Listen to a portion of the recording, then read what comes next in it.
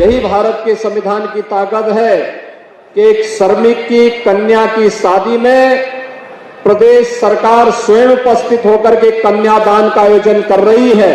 मुख्यमंत्री, मंत्री, अधिकारीगण और सभी विधायक, सांसद, अन्य प्रतिनिधिगण स्वयं उपस्थित होकर के कन्यादान का आयोजन कर रहे हैं। इससे पुण्य का कार्य और क्या हो सकता है? होगा वो मुख्यमंत्री का होगा। कौन मुख्यमंत्री बनने वाला आपको लग रहा है? योगी। अच्छा, तो क्यों लग रहा है कि योगी जी जीत जाएंगे फिर से? काहे नहीं जीतेगा, इतनी पब्लिक को सहाय दे रहे हैं, जीतेगा नहीं। अच्छा, आप लोग वोट करेंगे योगी जी? योगी जी के।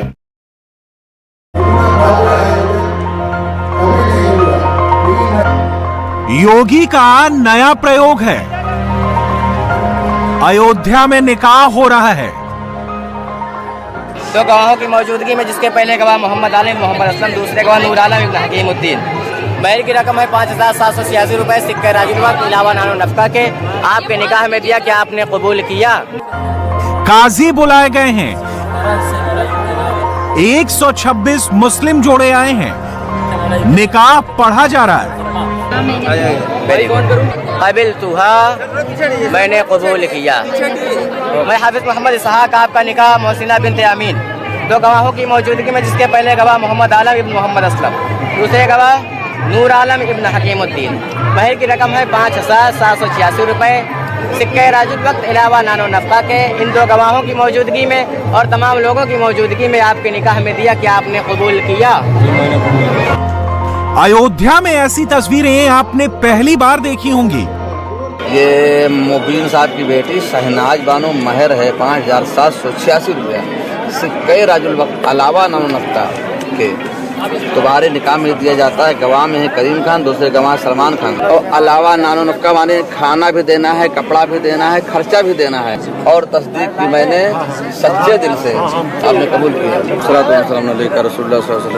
परवरदिगार आलम इन दोनों में आपस में मोहब्बत और उल्फत डाल दे। वैसे तो मुस्लिम लड़कियों की निकाह की खबर हेडलाइन नहीं बनती है, लेकिन हिंदू धर्म की नगरी अयोध्या में अगर इतने बड़े पैमाने पर मुस्लिम जोड़ों का निकाह हो रहा है और खुद कन्यादान मुख्यमंत्री योगी कर रहे हो, निकाह का आयोजन योगी सरकार कर रही हो, तो हेडलाइन बनती है। यही भारत के संविधान की ताकत है कि एक श्रमिक की कन्या की शादी में प्रदेश सरकार स्वयं उपस्थित होकर के कन्यादान का आयोजन कर रही है। मुख्यमंत्री, मंत्री, अधिकारीगण और सभी विधायक, सांसद, अन्य प्रतिनिधिगण स्वयं उपस्थित होकर के कन्यादान का आयोजन कर रहे हैं। इससे पुण्य का कार्य और क्या हो सकता है? भाइयों बहनों, 2017 के पहले प्रदेश की स्थिति बड़ी भयावह थी। प्रदेश में जगह जगह दंगे होते थे, अराजकता का एक वातावरण था और महिला सुरक्षा के सामने गंभीर संकट खड़ा होता था। लेकिन प्रदेश में 2017 में आप सबके आशीर्वाद से, आपने प्रधानमंत्री मोदी जी के आह्वान पर प्रदेश में जिस सरकार का गठन किया था, आज वो सरकार न केवल प्रदेश को दंगा मुक्त और भ्रष्टाचार मुक्त बनाने के लिए पूरी प्रतिबद्धता के साथ कार्य कर रही है, बल्कि आज सरकार गांव, गरीब, किसान, नौजवान, महिलाएं, समाज के प्रत्येक तबके के हित के लिए कार्य करने के लिए पूरी ईमानदारी के साथ कार्य कर रही है। गरीबों के प्रति प्रधानमंत्री मोदी जी के उस आह्वान को, जो हम सबको सबका साथ, सबका विकास, सबके प्रयास और सबके विश्वास के प्रतीक के रूप में जोड़ता है, इस पूरे कार्यक्रम के लिए आप सबको हृदय से बधाई। जब 2017 में योगी सरकार बनी थी, तभी योगी आदित्यनाथ ने आर्थिक रूप से कमजोर 100 मुस्लिम जोड़ों का निकाह करने का फैसला लिया था।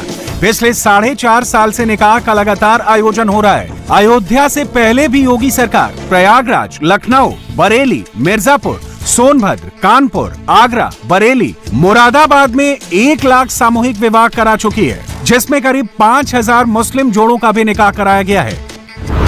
लेकिन इस बार बात अलग है, क्योंकि यूपी में चुनाव है। कहा जा रहा है कि मजलूम मुस्लिमों के निकाह नीति से कुछ मुसलमान बीजेपी की तरफ खिंच सकते हैं, लेकिन क्या वाकई योगी को निकाह नीति से फायदा मिलेगा?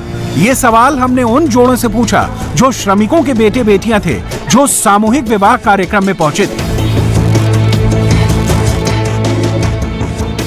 शाहनाज बानो सुल्तानपुर की रहने वाली हैं। पिता मजदूरी करते हैं, लड़की की शादी के लिए पैसा नहीं था। सीधे कह रही हैं कि योगी की सरकार ने उनकी बहुत बड़ी चिंता दूर कर दी। बताइए, जैसे आज निकाह आपका हो गया, बहुत मुबारक हो आपको। 2022 में विधानसभा चुनाव भी है, तो क्या लगता है यूपी में सरकार किसकी बनेगी? आप बताइए, किसकी सरकार चाहते हैं? आए मोदी के। अच्छा, हाँ यहाँ तो मुख्यमंत्री योगी आदित्यनाथ हैं। हाँ उनकी चाहते हैं? हाँ। क्या चाहती बताइए? अरे उनकी चाहते जो हमारी सब व्यवस्था है उसी के लिए हम चाहते हैं, मोदी के आदित्यनाथ के। ज़ेबुन्निसा और ज़फरुन्निसा बहनें हैं। ये भी सुल्तानपुर की रहने वाली हैं। घर में 9 लोगों का परिवार है। पिता खेतों में मजदूरी करते हैं। माँ बाप गरीबी की वजह से शादी नहीं कर पा रहे थे। अब सरकार ने दोनों बेटियों के हाथ पीले करा दिए हैं। ये बेटियां अब योगी योगी कर रही हैं। माँ बाप परेशान थे, 2 लड़की की शादी करनी थी, इसीलिए आए हैं। मजबूरी थी पैसे की कुछ, इसीलिए आए हैं। तो यहाँ जो आपका निकाह हो रहा है, इससे सहूलियत हो गई घर वालों को भी और आपको? हाँ, हो गई है सहूलियत। किसकी बनेगी? मोदी सरकार की। क्यों, क्या वजह? और जो ये लाभ दे रहे हैं ना, इसीलिए। अच्छा, आप लोग वोट जो है, क्योंकि यूपी का चुनाव विधानसभा का, तो मुख्यमंत्री का चुनाव है, योगी जी लड़ेंगे जो अभी मुख्यमंत्री है। योगी जी लड़ेंगे? ठीक है, योगी जी को दिया जाएगा। जो लड़कियों के लिए अच्छी सुविधा निकाल रहे हैं उसीलिए दिया जाएगा उनको। अभी जैसे मुख्यमंत्री हमारे योगी आदित्यनाथ हैं और चुनाव जो होगा वो मुख्यमंत्री का होगा, कौन मुख्यमंत्री बनने वाला आपको लग रहा है? योगी।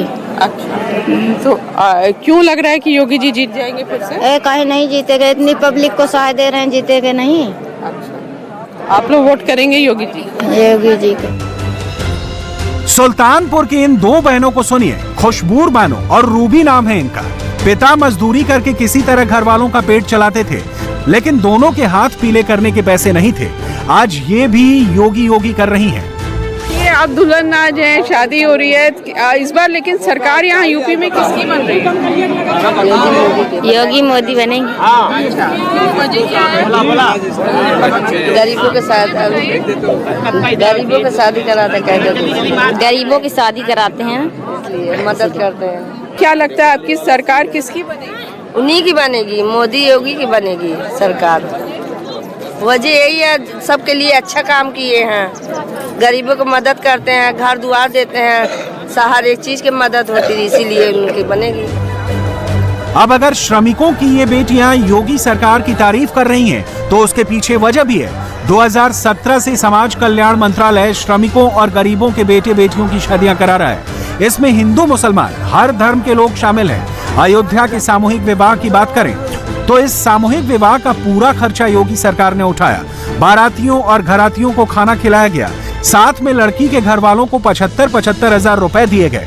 65,000 रुपए लड़की के पिता के अकाउंट में और 5,000 रुपए दुल्हन के जोड़े के लिए और 5,000 रुपए दूल्हे के कपड़े के लिए और बाकायदा सभी का रजिस्ट्रेशन कराया गया। मेरी मान्यता है, जब प्रधानमंत्री और मुख्यमंत्री जी का एक संकल्प है, नारा है, सबका साथ, सबका विकास, सबका विश्वास, सबका प्रयास, वो केवल हिंदुओं के लिए नहीं, वो किसी एक वर्ग जाति विशेष के लिए नहीं, वो हिंदुओं के लिए भी है, मुसलमानों के लिए भी है, सिखों के लिए भी है, ईसाइयों के लिए भी है, बौद्धों के लिए भी है, जैनों के लिए भी है। लेकिन श्रमिक पुत्री सामूहिक विवाह में जो श्रम विभाग में पंजीकृत होगा, उसी की बेटियों की शादी को अनुमन्य किया जाता है। सिर्फ निकाह नहीं, मुस्लिमों का भरोसा बीजेपी की तरफ मोदी के आने के बाद ज्यादा बढ़ा है। योगी वही करते हैं जो मोदी कहते हैं।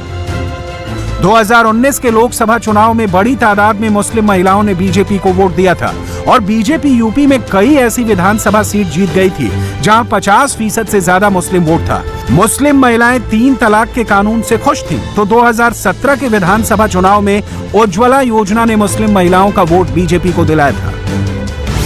जब 3 तलाक जैसी कुरीति के विरुद्ध कड़ा कानून बनता है, तो उन बहन बेटियों का संविधान पर भरोसा और सशक्त होता है, जो हर तरह से नाउम्मीद हो चुकी थी।